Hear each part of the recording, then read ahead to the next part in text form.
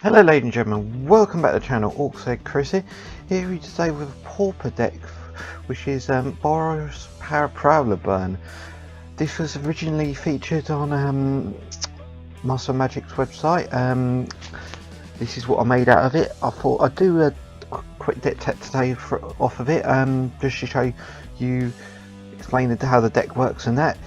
The idea really is that the deck is we're controlling a lot on the Prowess ability, which allows us to any non-target spell increases this, so we're going to be casting a lot of instant sorceries and non-creature spells.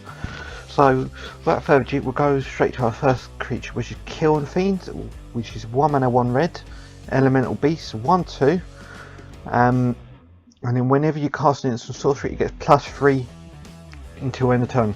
So considering a lot of the cards in this deck is instant or sorceries, this can build up very quickly and very nicely. I've actually played this and I've actually got this card up to a 10-2 very quickly, especially with some of the spells. You can buffer it up and it sort of doubles the effect with it.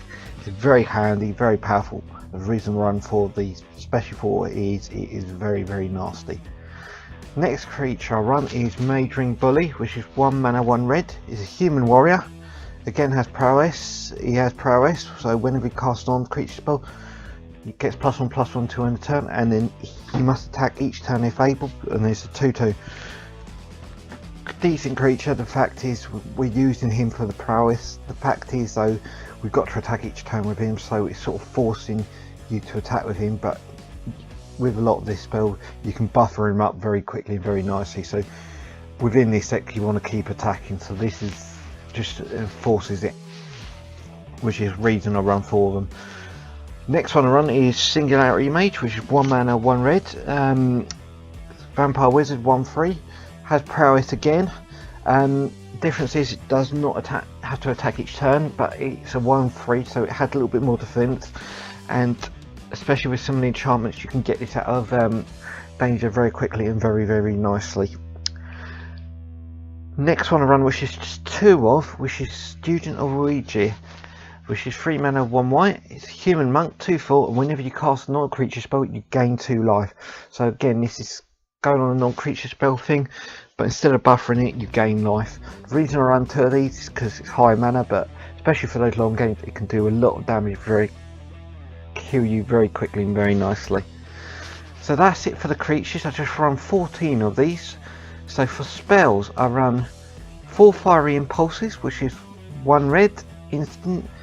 Fiery Impulse does 2 damage to each target creature, and then it has Spell Mastery. If you have 2 or more instant or sorcery spells in your graveyard, it deals 3 damage instead, so it becomes a lightning bolt for creatures. So it is a spell that turns from a shock to a lightning bolt, which is very handy. Reason I run 4 of these. It's good for getting rid of any sort of annoying creatures very quickly. Next one I run is Lightning Bolt, which is 1 red. Deals 3 damage to target creature or player. I run 4 of these. Self-explanatory in itself, does a lot of damage very quickly and very nicely, which is the reason why I run 4 of them. Rush of Adrenaline, which is 1 red. Instant. Target creature gets +2/+1 and gains trample until end of turn. Good for getting through damage, and the fact it gives trample as well is very nice and very, very handy, which is why I run 3 of these. Shock, which is 1 red, deals 2 damage to target creature player. Sort of similar to a lightning bolt, just do 2 damage, so you can still get some very nasty damage in to your opponent. 2 Titan Strength, which is 1 red. Instant. Target creature gets +3/+1 until end turn, and you get to scry 1. I run 2 of these, and I'm looking at increasing this to 3 or 4 possibly, but from what I've been testing, 2 of these have worked pretty well. Next one I run is Center Soul, which is 1 mana 2 1 white. I run 3 of these, and it's an instant. Target creature you control gains protection from a colour of your choice to end the turn. It has a rebound as well, so in your next turn you may cast this for free on your upkeep, and then you exile it completely. Oh no, sorry, you exile it as it resolves, and then you can cast it from exile and it goes into your graveyard. So very handy, and the fact is you can do it again to give your creature protection again, which means you can swing for double damage again and again. So that's it for spells. Enchantments, I run 2 of Glaring Aegis, which is 1 white. Enchantment, alright, enchant creature, when it enters battlefield, tap on the target creature and opponent control, and enchanted creature gets +1/+3. So good for boosting up that defense, giving it a lot longer life. And the fact is, for its 1 white is really handy. Next one I run is Grass the Hieromancer, which is 1 mana 1 white. Enchant creature, it gets 1/+1/+1 and has, whenever this creature attacks, tap target creature defending player controls. So you can keep tapping creatures and getting through damage very nicely. It's such a powerful spell, and the fact is you can get through walls, any heavy creatures very nicely and very quickly. And then last enchantment I run is Infectious Bloodlust, which is 1 mana 1 red. Enchanted creature has +1/+1 and has haste, and then must attack each turn if able. And then if that creature dies, you may search for another card named Infectious Bloodlust, reveal it and put it in your hand. So basically, say if you've got Infectious Bloodlust on a creature, it dies, you can fetch another one, put it again and again and again and again. So the fact is you can keep putting it on 4 times until you run out. Infectious Bloodlust just boosts up that damage and gives an extra defense. And the fact is, because you're going to be attacking, wanting to attack each turn, this sort of just constitutes to it. So that's it for enchantments. For lands, I run 4 Evolving Wilds, 8 Mountain, 3 Plains, 4 Stone Quarries, which enters battlefield tapped. You can replace these with Borrowed Garrison. I have tested Borrowed Garrison, it does do the job, which is what I'm going to look at changing in this deck. For sideboard, I run 3 Dual Shots, which deals 1 damage to each, to up to 2 target creatures, so, and 1 red, so good for dealing a lot of damage, dealing quick damage to low strength, low toughness creatures.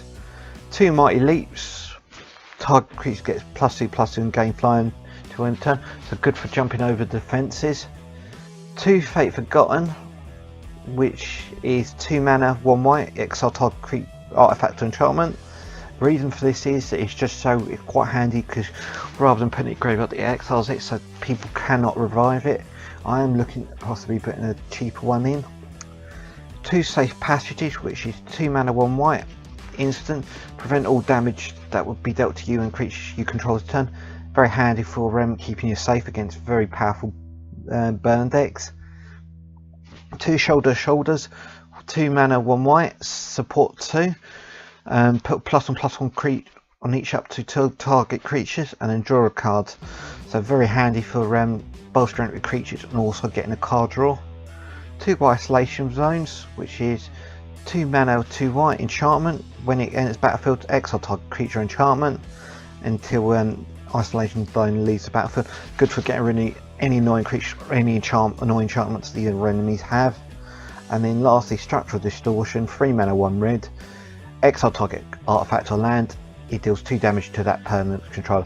Good for getting rid of any sort of land or annoying artifacts and dealing damage to them as well, which is very, very handy.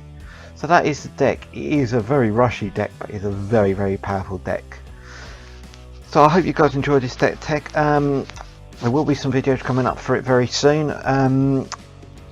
And be sure to like and subscribe us, and then any thoughts on that, please let me know below. But apart from that, I'll catch you guys in the next episode. And from me, I'll catch you later. Bye bye. Hi guys, remember if you like that video, please smash the like button. Also subscribe to the channel. Let's keep the MTG community growing here on YouTube. And from this, please check out our other playlists. We have plenty of Magic the Gathering content from myself and the other boys at Orcs Magic. And we will catch you all very soon.